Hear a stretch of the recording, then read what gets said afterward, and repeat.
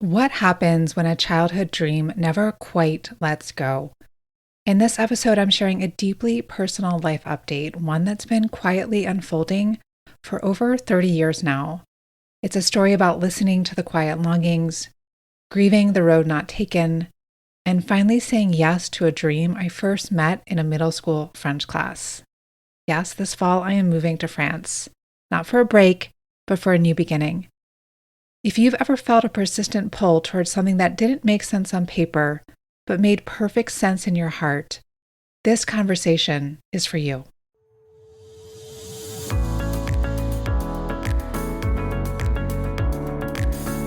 Welcome to Herself, a space for women to have deep conversations about the intersection between spiritual entrepreneurship and fulfilling your potential, so you can become the woman you truly are in every area of your life. After being in business for over 2 decades, I've learned, as you likely have too, that as you grow your business grows you in unexpected, often challenging, yet miraculous ways. Here, we'll talk about how to get out of your own way so you can grow a business that's abundant and sustainable while allowing you to be a force for good in the world. I'll give you simple, actionable strategies as well as wisdom and inspiration to help you root into your wholeness, lead from your values, and work in ways that feel deeply aligned so you can bring your true self into the world through your business and in every area of your life. Today, I want to share something very personal with you, and it is a life update that has been over 3 decades in the making. I'll say that it's a story about following your inner compass, even when the path takes longer than you ever imagined. It's about trusting that quiet but persistent longing in your soul, and about what happens when you finally gave yourself permission to honor a dream that your younger self really never stopped believing in. So today I am sharing how a French class back in middle school planted a seed that would grow through these later decades of my life. And I'm going to be sharing about how a painful decision in high school also created a wound that was in need of healing, and how my journey with internal family systems, or IFS, and some deeper soul work that I've been doing during my perimenopausal journey, how these have helped me to reclaim some lost parts of myself and ultimately led to one of, if not the biggest decision of my adult life. So if you have ever felt called to something that felt impossible, or if there's a dream from your past that still whispers to you in those quiet moments, I invite you to lean in and come on this journey with me here today, because sometimes it's true, our soul's deepest callings can take decades to unfold, and that doesn't make them any less valid, or that doesn't make them any less possible. So settle in, my friend, and let me tell you about how I am finally saying yes to a dream that began back when I was only 12 years old. So I'm feeling some emotion rising up as I'm sharing this, because it's really profound, and I feel like even me speaking this now is helping me to integrate it more, but I think it's just going to take some time to integrate just what a big shift this is.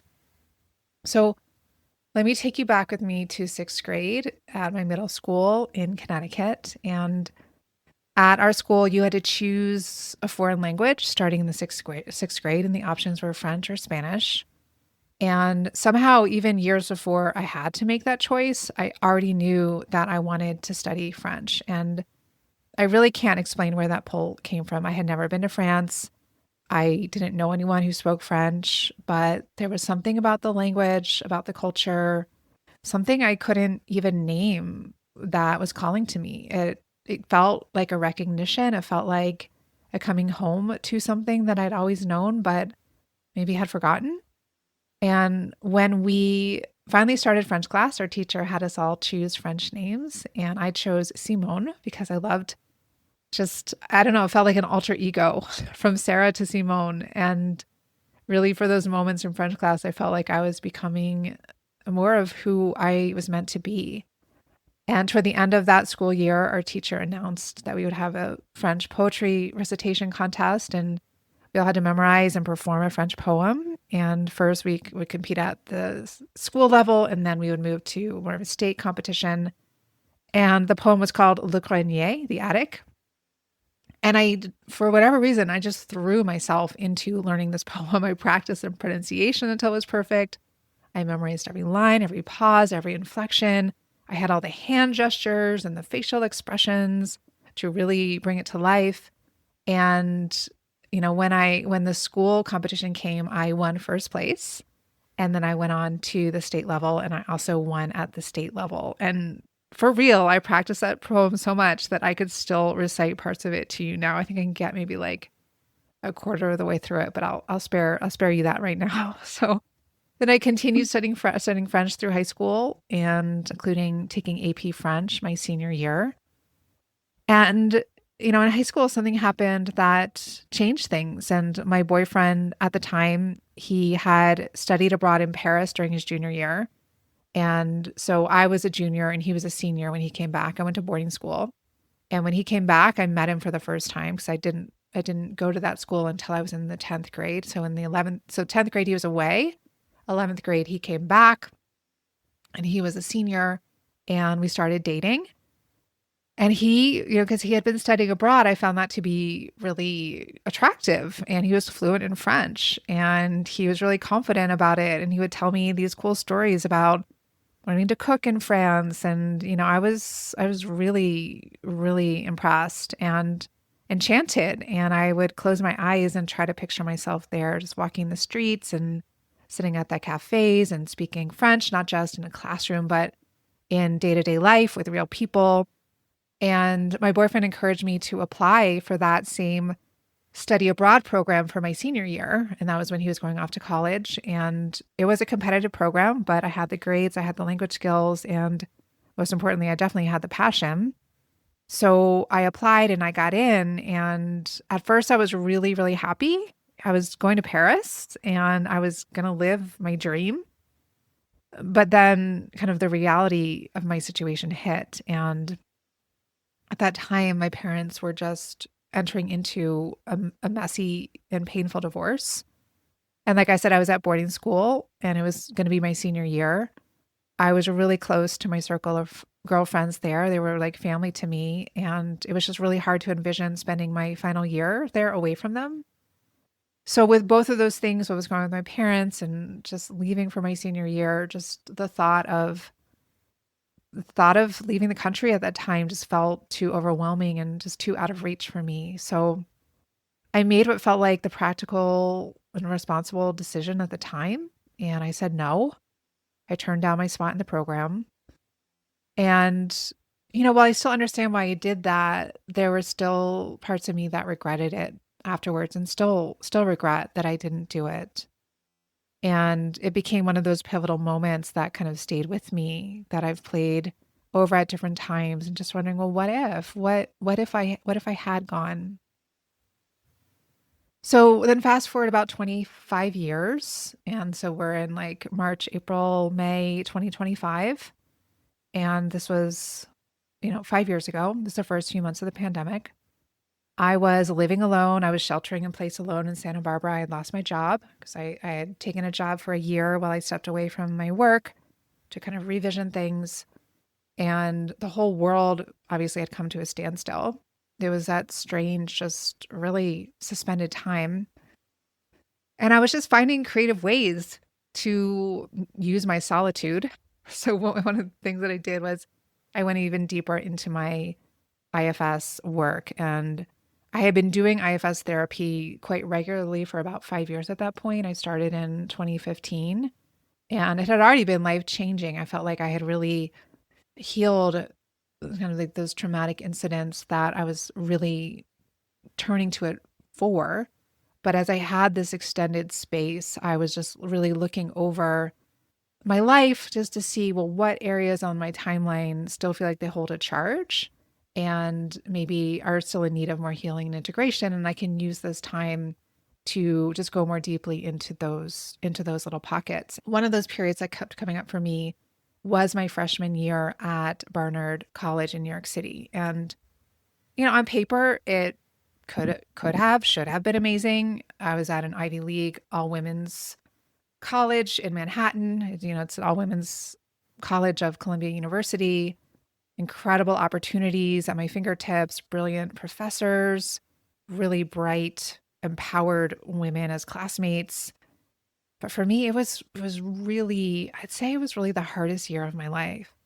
And that's saying a lot, right? So my parents' divorce was still going on.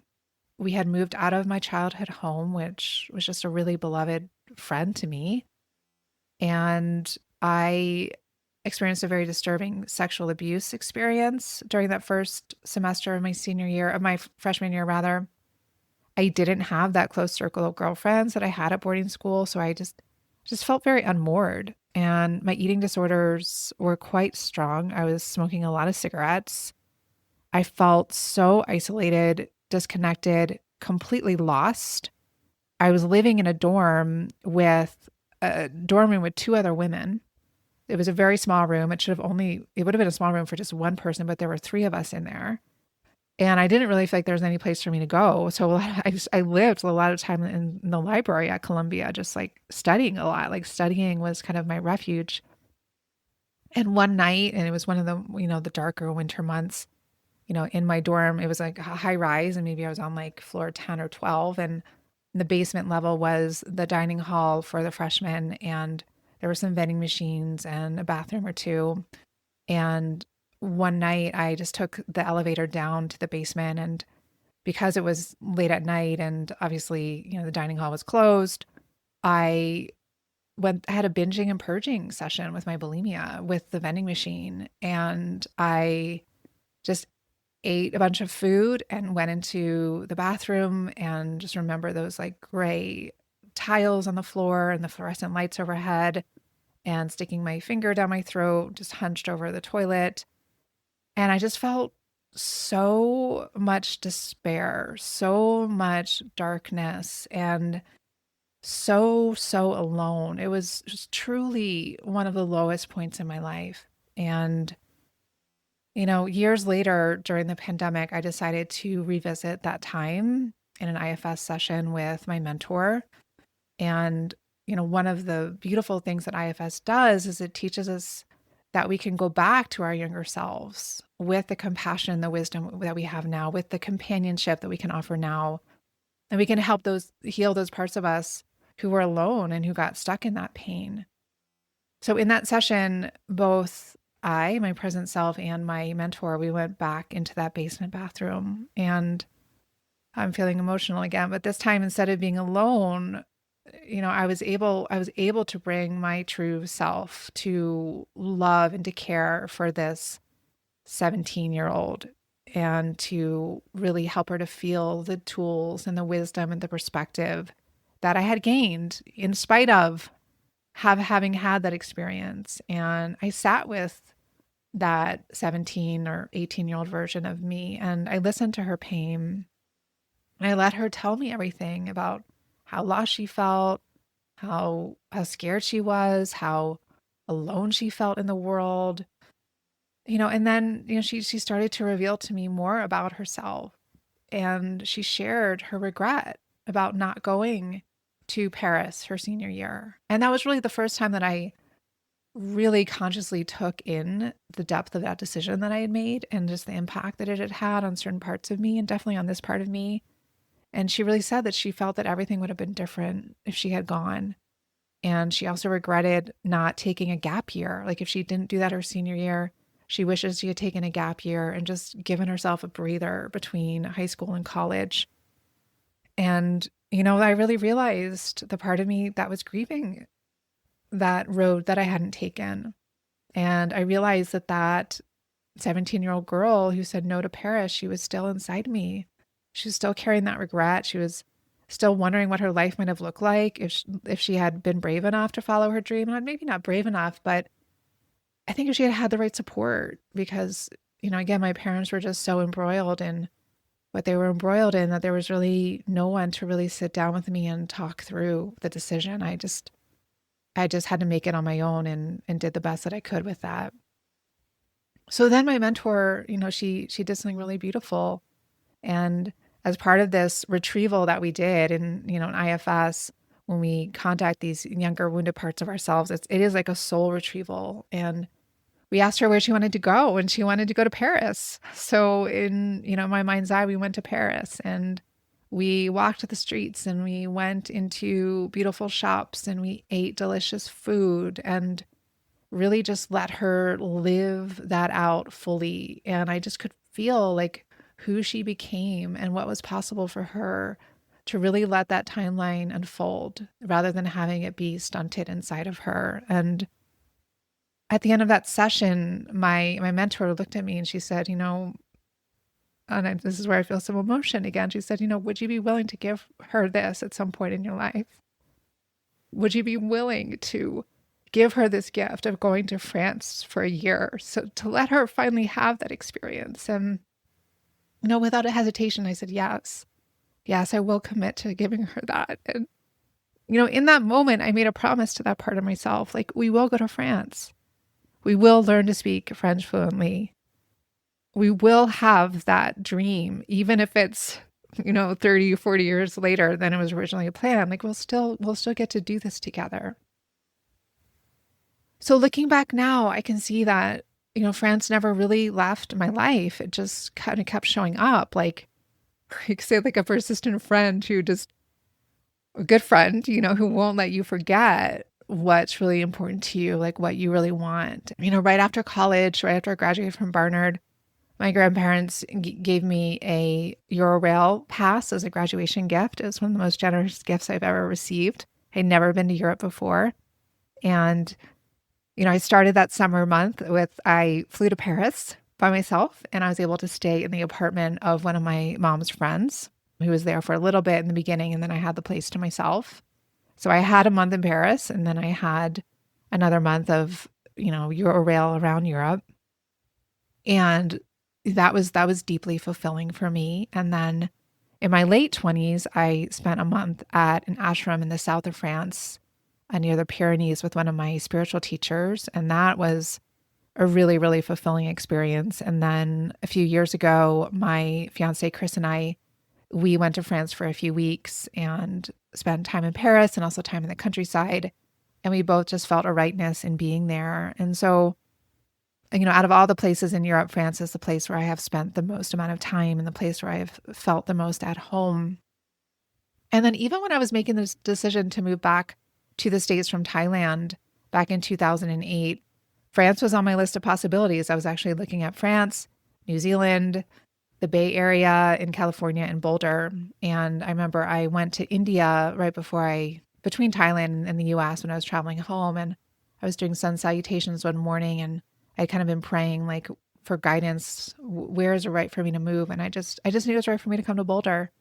And so I did, but France always kind of stayed in the back of my mind. And there's been different times during my years in Boulder. I've been here for 17 years now, and 2 of those years I was in California. But yeah, 17 years, really the bulk of my adult life from the age of 30 to my late 40s. And at different times I've looked at moving to France. And when I first met Chris 5 years ago, in the first weeks, I told him, just so you know, I want to move to France. I want to move to Europe. And I just need to know that you're on board with that you want to do that too. And he was, but he was seeing it kind of further out in the timeline than I was. And so we were kind of in a negotiation of like, okay, when will we actually do that? And, so throughout all of this, France just kind of felt like this thing that was out in the future, like a someday dream. And, maybe I was waiting for permission or waiting for the right time. And of course, in a partnership, it's finding the right time for both of us. And then this fall, something really substantial shifted. And it was around the time of the US election.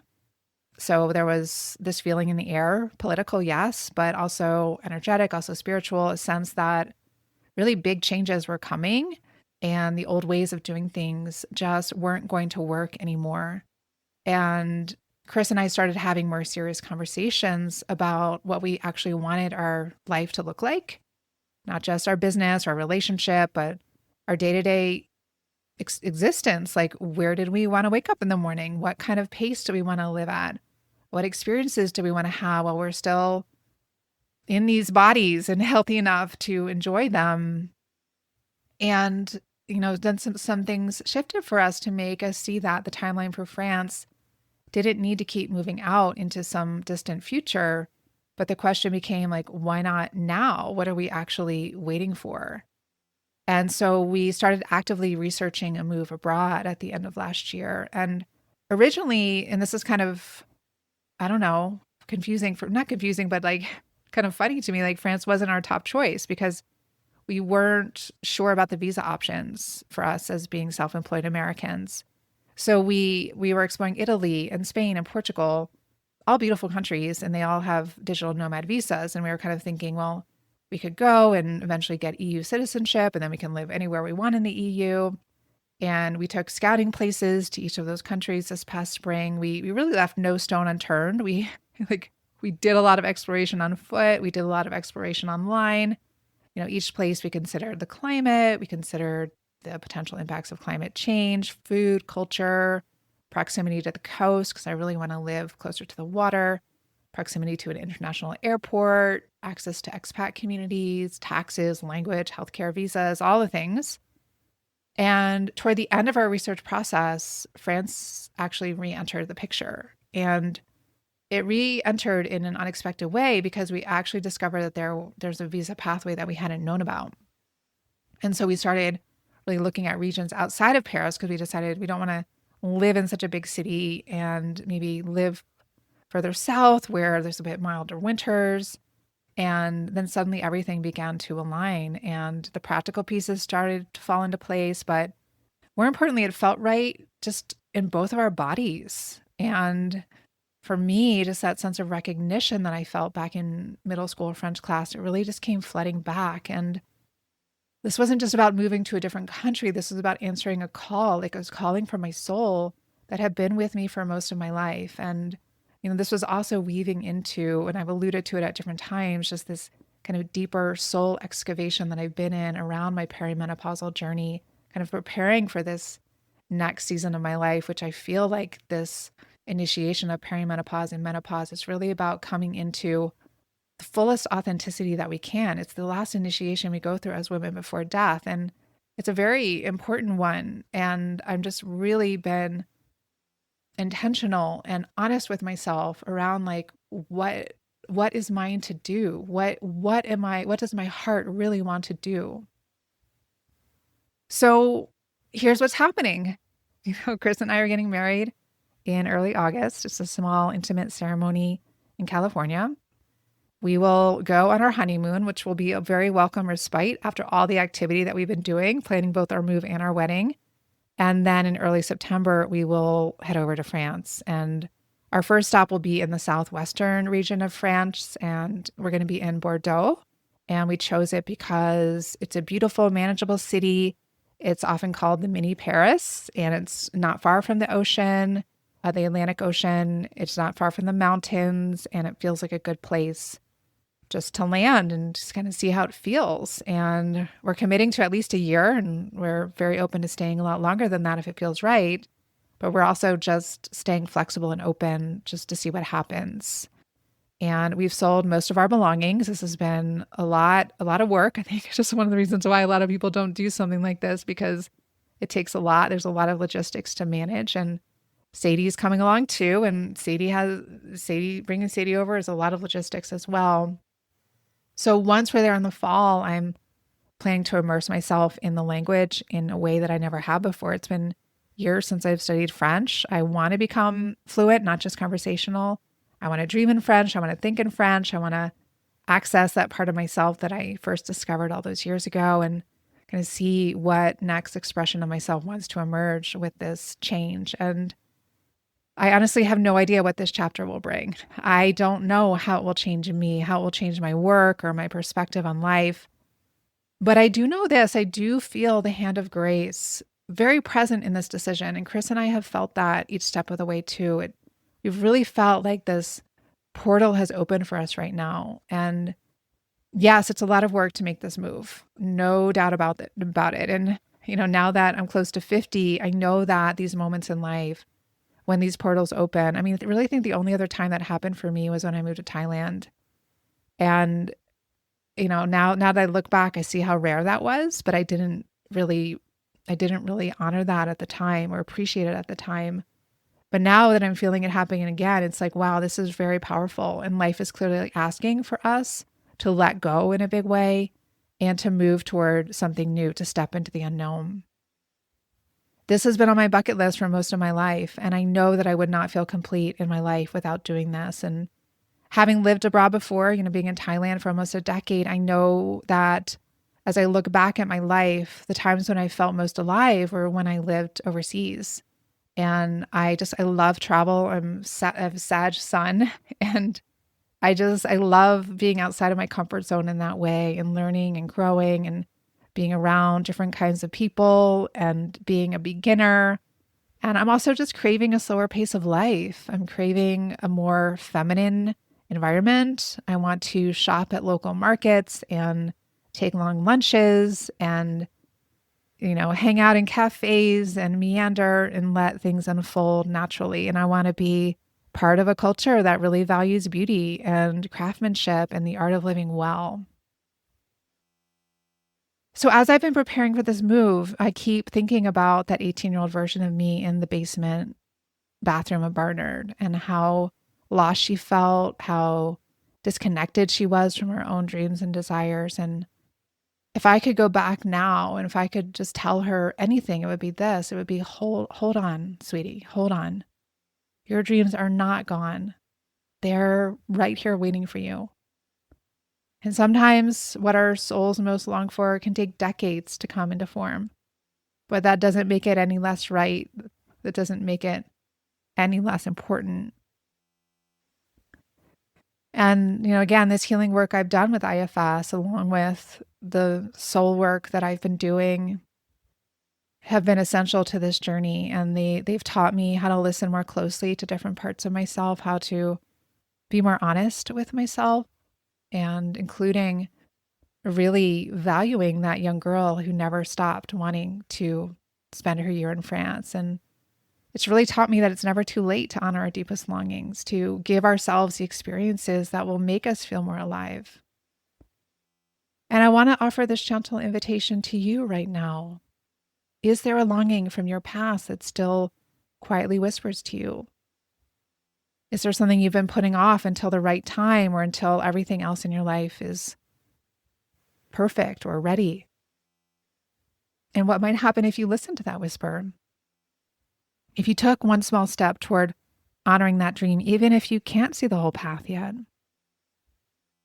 Because sometimes our inner compass, it points us towards things that seem impractical or impossible. But I've learned that those persistent longings are often our soul's way of guiding us toward exactly what we need for our growth and healing and fullest expression. So thank you for walking this journey with me as it takes me into this next chapter of my life and whatever that holds. I'm really grateful to have you as a companion on this path. It's not something that I take for granted. I will be sharing more about the move, about life in France, about how this experience shapes me and my work in future episodes, I imagine. And for now, I'm just holding this moment of saying yes to adventure, yes to growth, yes to this portal that is opening very powerfully right now. Yes to honoring the dreams that have been with me since I was a 12-year-old girl. Until next time, my dear, trust your own inner compass and remember that it knows the way. Thank you for joining me today. And remember, change doesn't come from listening alone. I invite you to commit to taking one small or large courageous action after today's conversation. One step you can take, if you haven't already, is to sign up for my Sunday journal. It's a weekly newsletter filled with inspiration and reflections about the intersection between spiritual entrepreneurship and fulfilling your potential to help you become the woman you truly are in every area of your life. You can subscribe at programs-sarahavonstover.com/journal. And if you found this podcast valuable, please share it with the women in your world. Also, I'd be very grateful if you'd leave a review. It helps others find resources like this, and I'd love to hear what's coming alive for you after listening today. Above all, keep going, and never forget the unique offerings you and your true self bring to the world. Until next time, I'm sending you my heartfelt support.